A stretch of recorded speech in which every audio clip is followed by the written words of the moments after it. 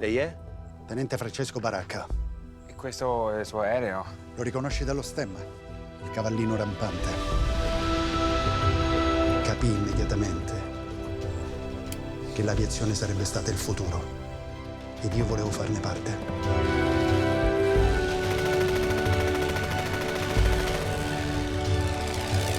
Tenente Baracca, chi gli ha dato il permesso di prendere l'aereo? Nessuno. Non volavo da 3 giorni e allora ho pensato... Lei non deve pensare, deve eseguire gli ordini. Dalla vostra perizia dipende la loro vita. Andiamo. Di Baracca ce n'è uno solo. Tutti lo sanno. E allora forse potremmo darci del tu.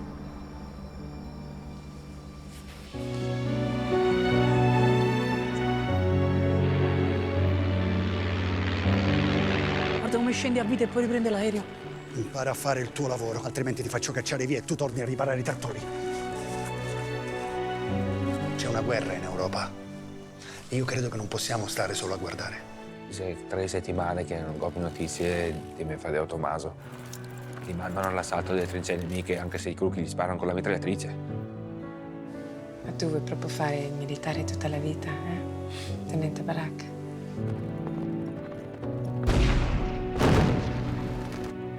Tommaso, sei morto. Sta ragazzi di guerra. A voi dell'esercito, noi piloti non siamo mai piaciuti. Dica la verità, colonnello. Non ci piace chi fa sempre di testa sua. I piloti fanno parte del Regio Esercito, ma questo voi non volete mettervelo in testa. Basta!